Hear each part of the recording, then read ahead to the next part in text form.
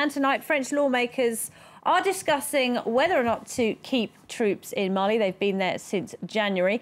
Their initial objective was to stop Islamists from marching on the capital, Bamako.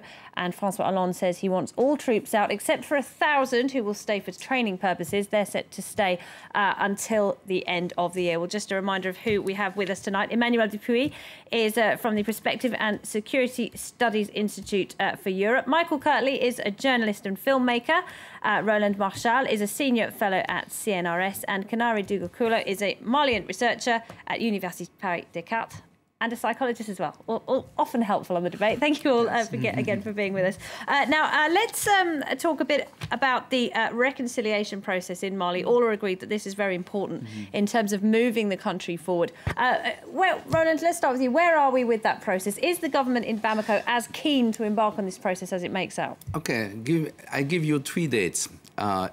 Late January, it was decided to set up a Dialogue and Reconciliation Commission. The decree was only signed on 6th of March.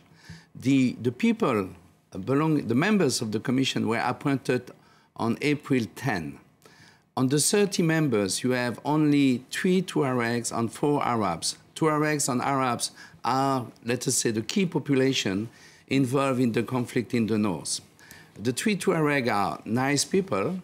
I'm not going to argue against that, except that they are people who have been settled in Bamako, very supportive of the government for years, and therefore maybe the less entitled to mediate and negotiate with their kinsmen in the north.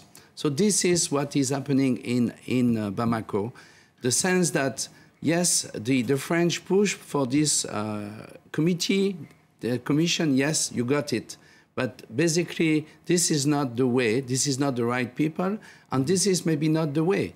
What is at stake is, and we see that everywhere, and again, we should be careful not to focus only on the north, because problems are as well in the south.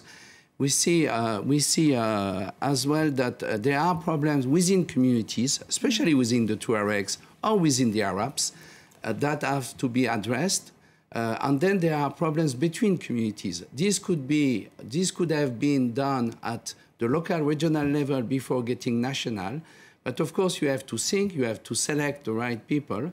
And I see the same disinterest in Bamako to really handle this situation very deeply and very carefully as the way they reacted all over the 2012 years. Basically, we were in Bamako, and they were in the north. We don't care very much about the north, so let us do our own business in the south. So we have this problem. This is a very political issue. This is very much related to the political crisis all over the country. And we need to change that. And of course, the Malians have the first responsibility to reform themselves. No, I'd say that the issue of the reconciliation is something that needs to be dealt with a vision of what is going to happen in 10 years or 20 years or 50 years. And it touches the core of the existence of Mali. Is Mali a country? Is it a nation? And that's why I have a hard time really trusting this new commission, because these people have been selected to sort of foster communication between communities, but at the same time, they're not proposing anything really tangible. And again, there seems to be a sort of silence about what will happen to the MNLA, to the rebellion, to the rebels. Are they going to be talked with? Are they going to be integrated in a commission later on? I believe that we really need to go beyond only the past 22 years or the past 52 years and really think about the conditions of the existence of Mali. If you want to be one country with all the ethnic groups and all those regions, I think we really need to think about the changes. Do all the ethnic groups want that? I mean, if you talk to some Tuaregs, obviously they want to be part of Azawad. They want to have their own country. They don't want to be part of Mali. They don't consider themselves Malian. Well, I think the first step will be actually to talk to the people who have been victimized during this conflict, the people in refugee camps inside of Mali, but also in Mauritania, Niger, and also Burkina Faso. Those people have a voice that has yet to be heard, and no one from the Malian government has actually gone to the refugee camps to cater to those people's needs. And if we're talking about a reconciliation, we need to address the issue of justice and of sort of compensating those people for what happened to them. And that's why we really need to have transparency for the North and for the South, because there haven't been attacks only in the north of the country. There have been many violations of human rights in the South as well. And in order to have a feeling that reconciliation can happen, we really need a strong justice. And I have a hard time believing this is something that is possible in Mali right now. And I believe that's why we really need to bring in people from the international community to oversee in a what's strong going on. manner. Michael Kirtley, that's right, isn't it? I mean, Human Rights Watch is one of many organisations that has accused the Malian army of carrying out reprisal attacks, human rights violations and that kind of thing in various communities. Are you hopeful that there can be some kind of justice, and then that will be important, won't it, for Mali to move forward? Well, I think that in order to understand justice, you have to understand a desire for justice. And if you look at different elements of the Bamako-based press and other word that's coming out from the military, there's not a great desire for justice in reference to the MNLA and other ethnic groups, the Tuaregs, the Fulani, or the Arabs in the north. There's a great desire for vengeance of different kind. You hear a lot of that, and there's a lot of demonization of these people. It reminds you in a certain way of a precursor to genocide. People are thinking about these are the enemy. These people have caused all of these problems that we have, which is totally false. I mean, a lot of the problems were caused by the corruption and by the inefficiencies in the government. But from Bamako, you wouldn't hear it that way. So the problem with justice and the problem with reconciliation has to come, first of all, through a desire to communicate.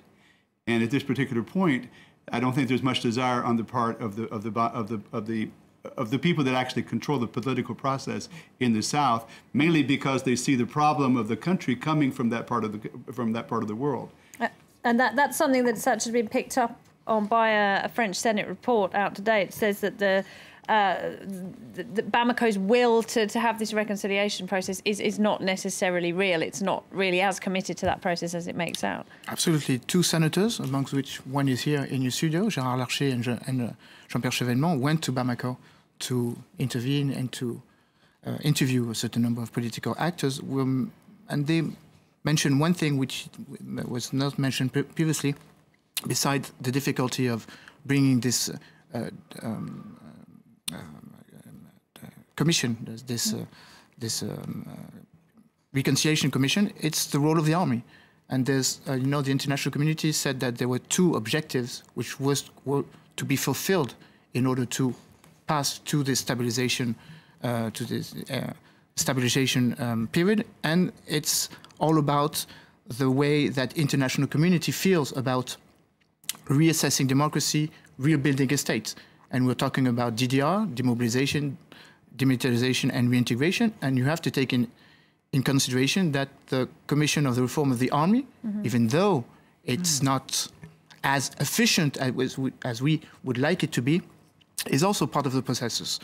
Transition, justice, reconciliation, and then democratic control of armed forces, which was part of the problem which led to which is obviously the reason why there was a coup, and which led to the dismantle of part of Mali. But I hate to mention the A word again, but I mean, when you look at Afghanistan, does it ever work when you have international powers trying to impose a democratic system that hasn't actually been there in the first place on another country? And why will it work for Mali when it hasn't worked elsewhere? No, and this is exactly what my colleague said, calling for a third party or calling for an external actor. I think a certain number of the actors, I won't focus on MNLA because there's a lot of a discussion concerning the representation of MNLA inside the Tuareg population. We mentioned Fulani, Songhai, Pearl, etc. There's a lot of movements which have been created in these recent days. One of them took control of the city today. I think it's important that we take in consideration the fact that international community is important, and then sub-regional actors is also important. A certain number of countries have done their share in the mediation and facilitation process. It was the case for Burkina Faso. It may be the case again with Algeria.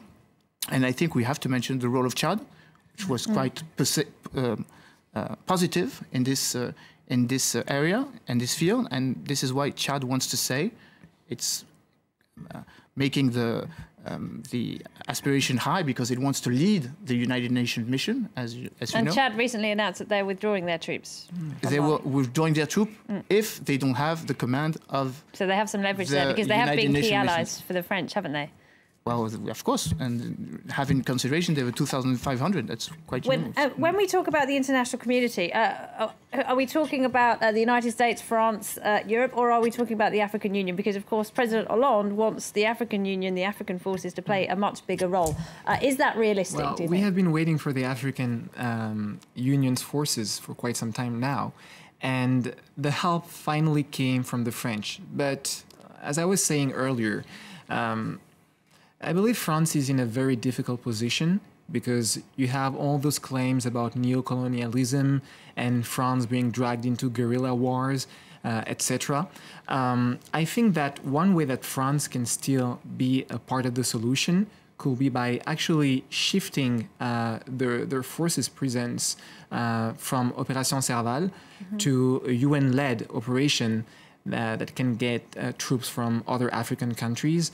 But that's on the military level. I think it really needs to be broader, and we need to also think about what the international community can bring in terms of helping us reshape the justice and the political system. Because, I mean, economically, France is having a hard time at the moment, and already the operation in Mali has been costing €2 million a day. I mean, it's the same thing for Chad as well, and I believe this is another reason why they're trying. They say that they were going to withdraw from Mali, and they have lost so many soldiers during this conflict, even more than Mali in some of the regions where the fightings have taken place. Roland, Marchal, do you think the African Union forces are up to taking this on, leaving aside the Chadians? It's a multi-national intervention, so therefore you can't expect all contingents to be the same quality. At the same time, you have to deal with problems in the real world.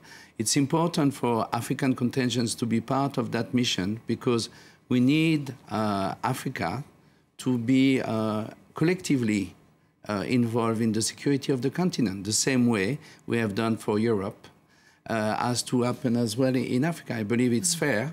That doesn't mean that Europe or United States should just wash their hands and look elsewhere. It means that it's a long process, and Mali will be part of this process. And Mali is part, of course, if we put it in context, of a wider regional problem, isn't it? I mean, it's along with Niger, with Chad, with Mauritania, you know, these are countries with porous borders. You've got a lot of drug trafficking, a lot of arms trafficking going on. I mean, you've got a Sahara Desert that sort of brings them all together. Right, it's a huge expanse of territory. It's a huge challenge, isn't it? But I don't think you could compare the situation to Afghanistan for one specific reason. You don't have specific belligerents that are fighting or threatening to fight right now inside the country. You have people that don't like each other and people that are carrying out, perhaps the Malian army is carrying out some atrocities.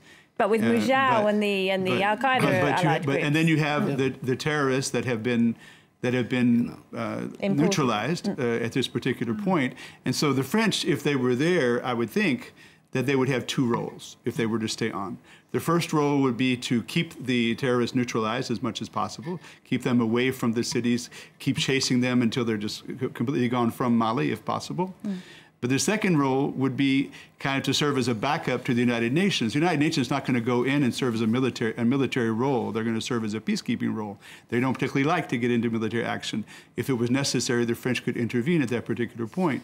But I don't see that the same dynamics aren't in play unless things get out of control further, as there are in Afghanistan. But that's the concern, isn't it? That when the French do leave, the bulk of the French forces leave, things will get worse. The situation will become more unstable. If the French left, yes. Well, you were speaking about African Union. You have to take in consideration that most of the forces do not come from the African Union. They come from the ECOWAS.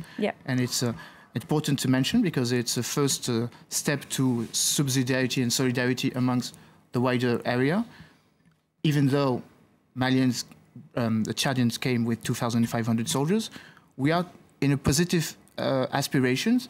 The United Nations missions will already benefit from other countries who have already said they were going they were willing to intervene. Canada, Burundi, Romania, some of which are already operating in another mission, EUTM mission, the European Union mission, which is a dual mission. You have one mission in Mali, one mission in Niger.